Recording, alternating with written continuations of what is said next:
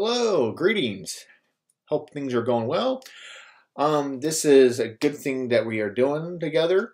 If you've been watching a lot of my book review videos, we're doing a lot with it, and it looks like it's doing something. When I started this a long time ago, I want to keep doing this pretty regularly because it really builds me up to hopefully reviewing these videos with you and you taking away something. And it's all about investing into yourself as much as you possibly can, because you know what? Time is long if you know how to deal with it. And there's so much information out there, and it takes a lot to absorb, but you also can't just absorb it. You gotta comprehend it too and think about it and keep an open mind, because there's a lot of crazy news out there. There's a lot of conflicts out in the world, and that we deal with every day with media and social media and what people say. And sometimes you have to think openly, and you have to do a little critical analysis. And speaking of that, I have an interesting book for us today. It's not a very big, thick book. It only has probably about, let's say, 121 pages. It's not a very big book because it's about that. And this is a 2020, and it's called Master Critical Thinking. Master Critical Thinking. And it's by Henrik, Rodgers. And think intelligently, improve problem-solving skills, mask better decisions, and upgrade your life. And so, very interesting title. And I think the subtext is pretty good too, because you have to think critically. And how do you think critically? Well, it says to master critical thinking. And so critical thinking involves being able to look at facts and come up with hard conclusions. And sometimes those conclusions might not be very strong. They might be very weak. Sometimes we have an argument about something that the facts don't hold together. They're not really facts at all. Maybe they're not solid facts. Maybe they're not feasible. They don't make sense. And then they fall. And they don't make a logical conclusion. And so it is crucial because they help make us better decisions. Critical thinking involves these facts that depend on the facts, that makes us more an argumental person. And it requires a lot of personal maturity. And personal maturity is something that you have to build through experiences too. And it has to be step by step with facts, that with a pre-existing explanation. A lot of stuff there. I'm sorry to butcher that a little bit. But bottom line, if you have feasible, comprehensible, agreeable facts, then you're thinking critical thinking. So what happens is that we have to overcome natural tendencies to use our biases. We all have biases in life, and we got to overcome those somehow. And sometimes those biases come out. And we do this all the time. We jump to conclusions when we should not jump to conclusions, because it makes us a little bit more sour than our thinking. And so we have prejudice, we have discriminations, we have preconceptions of things. And I think I read in a study, it only takes about 5 or 6 seconds for us to judge somebody when we meet them. And it depends on many factors. And I think that's true. I mean, how we look at people, how we listen, how we speak, how they're speaking, how they dressed, that we might not find it very culturally accepted where we are. We do this all the time. And we jump to conclusions. We prejudge before we get to know. It's like if I pick up this book at a bookstore or order online, it's like, well, great, master critical thinking, and then you might not really get the whole thing. You have to dive into the material, and then you're like, oh my God, that's actually really good. Or it might not be. Depends, right? Some people need to think critically skills because they need to be better creators. And critical thinking is crucial for making strategic decisions when it comes to argumentation. We love to argue. If you're a lawyer, you're getting paid to argue. If you're a teacher, you can argue some facts. If you're in somebody's like a business, they pay to go and argue a deal. And you got to make sure that you have your facts in order, because if you don't, you're not going to make it. There's an interesting book about that. You can look up. It's The Way of the Wolf. That's what it's called. He does some of this argumentations. And I'm actually reading a book right now called Negotiation. I forgot what the author is. It's somebody in the room. But, you know, how do you become a good negotiator too? Which I will review one of these days with you. A very interesting book. So, you know, you have to do a lot of critical thinking. And the issue is not much whether somebody has a capability to think at a higher level, but whether they are willing to operate at that higher level. I like that. These are totally two different things. So let me read that one more time. Very, very good. The issue is not much whether have the capability to think higher. It's the way that you can operate. So some people, they might think way up here, but they cannot operate up there. And that's what's really crazy, because a lot of people are very intelligent, but their intelligence doesn't always show, and they're not always up there. And I'm not trying to diss anybody about that if you're really intelligent, but sometimes your intelligence is almost like a curse, because you're way out there, and you need to connect to your audiences. The people that are listening to you, maybe they're following, maybe there's only a few people that can understand you. It's like Albert Einstein. Einstein had an IQ like 165 or something like that. Don't quote me on that, but it's like around there. And it was hard for him for people to kind of comprehend what he was saying, because he was out there. Well, out there maybe in a good way. But we do this all the time when we're critical thinking. We have to kind of understand where people are gauging, where they're getting their facts from. Is that actually feasible? Are you correct? Can I think of a counter argument or a contradiction? Can I look for contradictions in your facts? And so if you are a bad critical thinker or a sloppy thinker, your advice would be very ineffective, assuming it produces any outcomes at all. So it's really how you're presenting yourself and what your evidence comes up to that. The problem with bad critical thinking is that it tends to make your biases worse.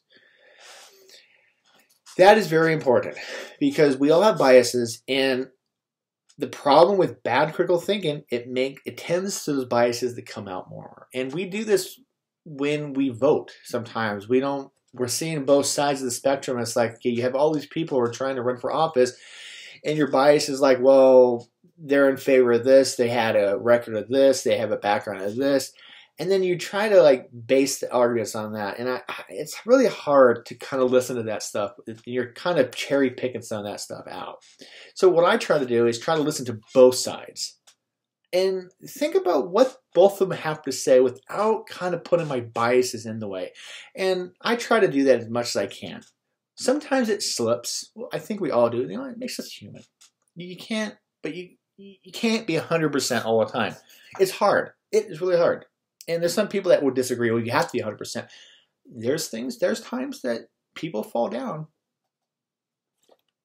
The National Council for Excellence in Critical Thinking uses this definition for critical thinking. So this is a U.S. National Council for Excellence in Critical Thinking. I guess this exists. They say what critical thinking is the intelligently disciplined process of activity and skillful comprehension, applying, analyzing, synthesizing, or evaluating information gathered from or generated by observation, experience, reflection, and reasoning and communication. Wow, that's how they define critical thinking. And I agree with a lot of that. We have to compromise, or we have to have skills to comprehend what we're doing and saying. We have to analyze it. We have to evaluate the information, see if it's feasible or not. Is it Wikipedia? Wikipedia can be changed. It's a good place to start, but it can be changed. Maybe your expert is not really an expert. Oh, he's an expert mechanic. He's been in the mechanic field for 1 year. Does that make you a mechanic expert? If a teacher's been in the teacher field for 1 year, does that make them an expert teacher? No, we want to see some years and some struggles with those people. Then we can believe a little bit about them. Objective thinking involves looking at the evidence and facts using reasons and a generally acknowledged reason to come to a conclusion. We do this all the time. That's how an argument works. And there's two different kinds of arguments, right? There's inductive and deductive reasoning. And deductive reasoning means you have all the facts that are truthful, they fit, the conclusion must be true. Inductive is like these facts or premises might be true. The conclusion might be true. So critical thinking involves these objective facts and reasonings.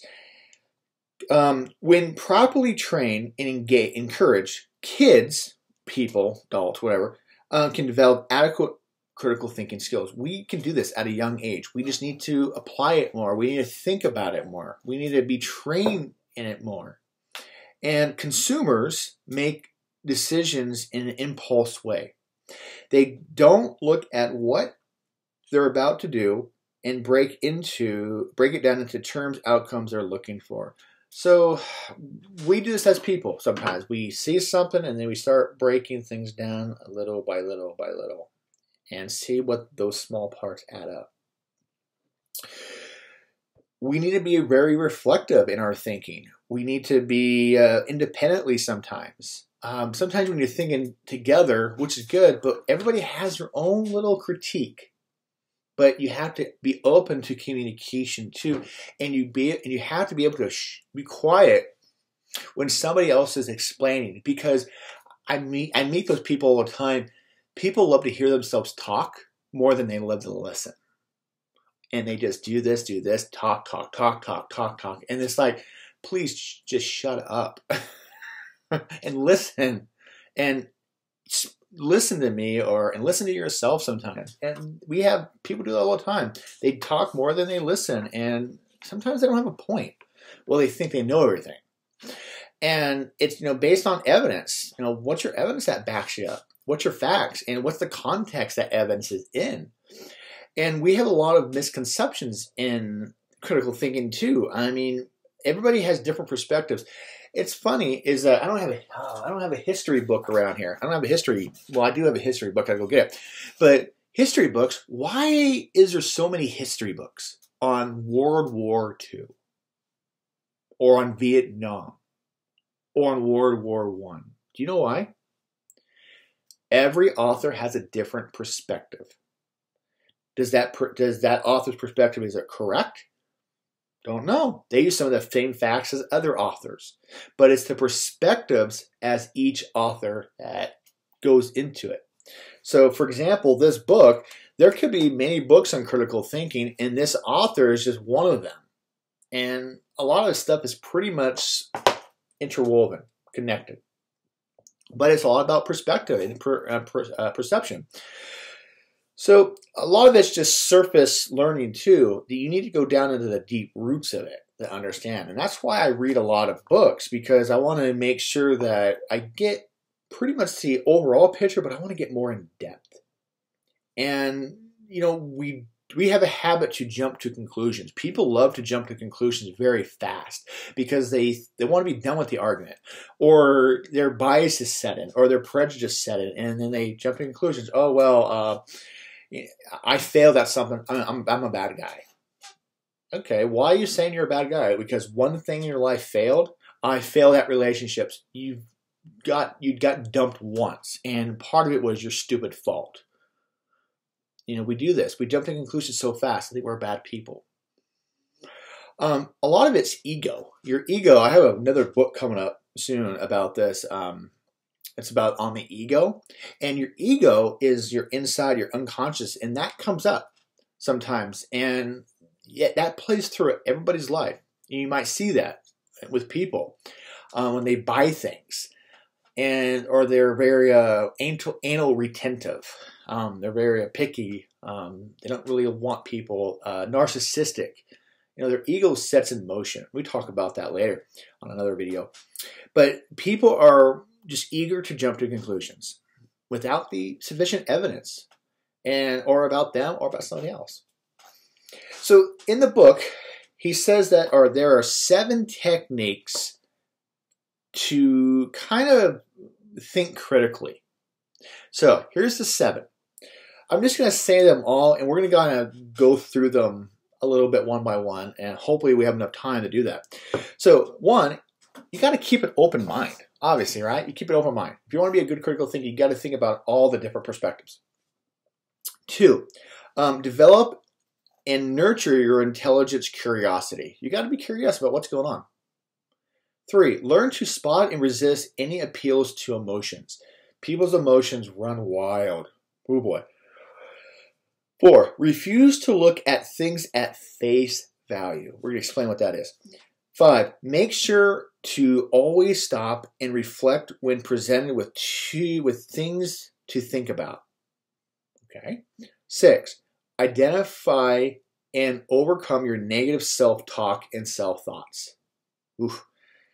And 7, be aware of your current listening skills and constantly seeking to improve them. So those are the 7. And so let's go through them. So first one, keep an open mind. We need to think openly, because if you're closed-minded, you're not going to grasp this whole situation. And we do this when we're voting. And I know that I don't want to get into the politics. Believe me, that's the last thing I want to do. I think you can have a good conversation about politics, or a logical situation, or a conversation about politics, if you listen to both sides equally, without you interrupting and without biases. That takes training. It's very hard. People's emotions run wild. They get angry. Oh my God. This is why it's really hard to talk about politics or even religion, because is there a right answer? I don't know. I don't want to get into that. But that's being open-minded to everybody. And we do this. Sometimes I'm at family gatherings, and I don't really want to listen to the political bickering and the religion stuff. I kind of just want to go off my own thing. But when you're at the dinner table, it's hard, right? You got to think open talk. So that's the first one. Keep open-minded. And we kind of try doing this. We are trying to push a square peg in a round hole. You heard that expression? You're trying to fit a square peg in a round hole. And that's something you can't always do. So, so the bottom line, be open-minded enables you to learn, grow, and strengthen your independent sense of self, and as well as you're boosting your self-confidence. 2, curiosity. We, as human beings, are very curious about things happening, right? We look on the news when something happened. We go outside if there was a storm. We love gossip. But you're curious, right? And that's what keeps us going. But curiosity is hardwired into the human condition within varied degree of intensity. If you peel back many different layers of explanations that you have given yourself throughout the years, when people are curious, they are more likely to learn. Ooh, look at that. When people are curious, they are more likely to learn. I think that's true. I think if you're open to stuff, you're able to learn. Could this be used against you? Maybe. I don't know. We're not going to talk about that. So let's talk about 3. 3 was resist the appeals of emotion. Emotions go high and everything. So you want to think clearly without any clouding information that's going to put you in a state of arousal, like mad or something like that. So, for example, if you're going to talk about politics, some people get their anxiety goes wild because they know what's coming. They're primed. Religion's another way. And yes, religion has caused a lot of wars over believing in other things. I don't want to get into that. If you don't believe me, comment about that. But religion has caused a lot of wars, if you think about it. And it's really scary sometimes. But you have to, your emotions have to be thoughtful and cleared and try not to come out too much. Number 4, practice face value. So practice critical thinking when it goes beyond face value. So you get older, right? And as you were able to absorb more other people's shared experiences, you started to think more automatically. So let me read that to you again. You got older, and as you were able to absorb more in other people's shared experiences, you started thinking more automatically. So the thing is, age, when you're getting older, you're supposed to become more experienced with things, right? And what happens, you look at something with something just in the face, but you don't really dive back to pieces into it. You just look at it for face value. It's kind of like when people sell cars.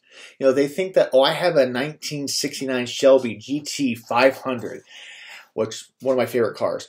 Do I want to own it someday? It's kind of out of style. I'd hate to say that to car people, but, you know, think about what's going on today. I mean, everything is kind of, all the parts are not easy to find anymore. And yeah, sorry if I insulted you about older cars. But let's say you take an older car and you want to sell that thing for $500,000. Or maybe you have it something souped up and you want to sell it for $25,000. Well, if I do my research, the face value of it's only going to be about $5,000 because that's all I'm going to give you. People do this. They look at just the stuff that's on the surface of face. And there's no controlling that. And there's no controlling people's almost automatic tendency to take things as face value.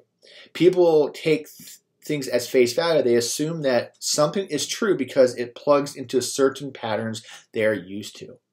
So they think that, oh, that car is just what it is.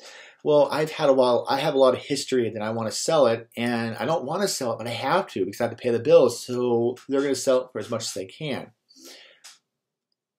That's something that you're going to have to look at. But the next one here, number 5, make sure you're always stop and reflect present things. So reflect and presented with things that are think about. Oof. Sometimes when people make a bad decision, it's not because they picked the wrong choice. Instead, they made a bad decision based because they didn't go all the way through thinking about it. That's what happens sometimes when you're not having enough time on decision making. Sometimes we think that we're pressured with so much time and you have to think about. And an example of that, I think that going back to materialistic things, buying a house, you have to have a lot of time with buying a house because it's not for everybody. And depending on where you live, it is very expensive to buy a house. But you also have to think about the longevity of it too. You know, it's something I'm going to live in for maybe the rest of my life. I'm going to retire. My kids are going to grow. Whatever, wife, doesn't matter. But you also got to be understanding is that is it really going to be thoughtful? I mean, I'm moving all the time. We are doing this. I don't want to be bogged down. I want to travel. Maybe not. Maybe the house is not the best decision. But sometimes you have to control that. So number 6. Identify and overcome your negative self-talks. We talk to ourselves sometimes negatively. Our mind wants to be more negatively than positively. It is easier to think negatively than positively. I think I read a study like this, is that our brains are so conditioned to think negatively than positively. It takes less brain power to think negatively. It takes more to smile. Smiling, it takes a lot more brain power. I forgot where I read that. If you find it, let me know. Sometimes that we do this, it is not surprising that with people with low self-confidence and low self-esteem tend to make lower quality decisions because negative thoughts and emotions are in your way, and you're going to make bad decisions along the way. It's like peer pressure. You want to, somebody maybe has like, hey, you want to try this cigarette, you want to try this opioid, and if you have a low opinion about yourself, hey, sure, come on in, you can do that to yourself, and that looks with age. But even with age, we still fall into that trap because we want to have fun, But if we're thinking negatively, that fun's going to last forever. Well, you don't think fun's going to last forever. So you have to be careful. So keep going here. Number 7, be aware of your current listening skills and constantly seek to improve them. Here's a quote that I got from somebody. We may have one mouth, but we have 2 ears. You might have heard this before. And what does that mean? Listen before you speak. Analyze what you hear before you speak. We have to do this because people love to, like I was telling you a little bit ago, people love to intervene. They like to interrupt you. And I can't stand that. It's like, just be quiet. Raise your hand. Do something. Have patience if somebody's trying to get the thing. I know that sometimes people talk a lot. Yeah, we do. And sometimes you have to make a point to them. So you really have to put yourselves into their position too, I guess. So those are the 7 techniques of critical thinking. And I think those are very valuable. I would take probably the first, I would take the first one, keep open-minded. I would listen to emotion. And maybe next one, if I had to take 3 of these out of 7, those are the 2. And then I would probably say,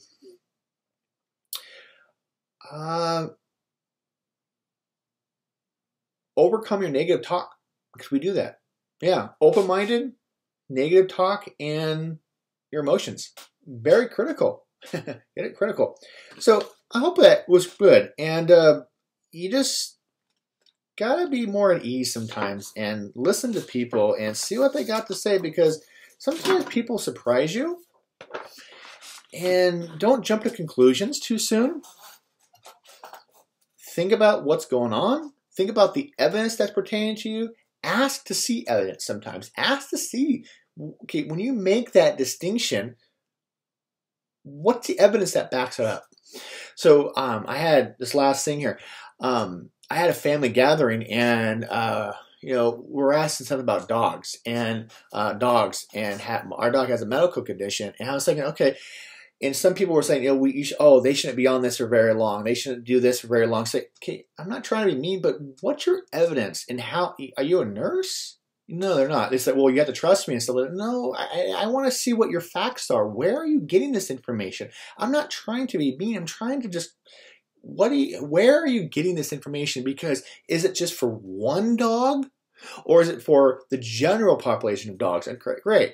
And you're always asking for those clues. So I always try to be open-minded, but there are some people that are going to feel, oh my God, you don't talk and don't interrupt me like that, or don't challenge me. We do that. And some people get really annoyed because they think that you are going against them, that they don't trust them. No, I'm just thinking critically. I want to make sure that the evidence that you're giving me, is it really solid, and does it make sense? That's all I'm asking. Don't get offended. Don't jump to conclusions. But like I said, the ego is there controlling their emotions. Very interesting. So I would recommend getting this book, reading this book. A lot of good value into this. I'm hoping that you're taking some notes on this. Sometimes I do blabber on a little bit, but I try not to do that. And my brain thinks faster than my mouth. So, interesting book. Go ahead and grab that, and I will see you in the next video.